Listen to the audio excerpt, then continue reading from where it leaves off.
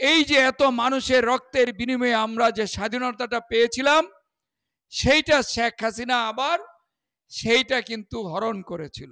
আপনারা কি গত 2014 সাল, 2018 সাল, 2024 সালে কেউ ভোট দিতে পেরেছেন? আপনারা যদি বিএনপির পাশে থাকেন, আমাদের নেতা বিএনপির মাননীয় ভারপ্রাপ্ত চেয়ারম্যান তারেক রহমান এই বাংলাদেশটিকে একটি আধুনিক স্বনির্ভর বাংলাদেশে গড়ে তুলবেন। ইনশাল্লাহ বাংলাদেশে আর কোনো লুটপাট হবে না। বাংলাদেশে কেউ আর ভোটের অধিকার, জনগণের অধিকার নিয়ে কেউ ছিনিমিনি খেলতে পারবে না। জনগণের অধিকার কেউ কেড়ে নিতে পারবে না। কেউ কারো উপর হিংসা হানাহানির রাজনীতি থাকবে না।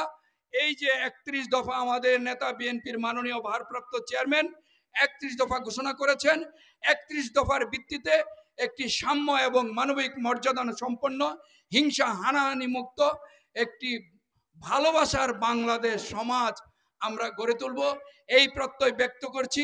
সেই লক্ষ্যে আপনারা আমাদের দল শহীদ রাষ্ট্রপতি জিয়াউর রহমানের দল সতত আদর্শের উপর ভিত্তি করে যে দল গড়ে তুলেছেন, দেশনেত্রী বেগম খালেদা জিয়া আমাদের অনুপ্রেরণা, আমাদের নেতা তারেক রহমানের নির্দেশনা মেলে আপনারা সকলেই এই দলের ভাবমূর্তি বাড়ানোর জন্য, ভোট বাড়ানোর জন্য কাজ করবেন।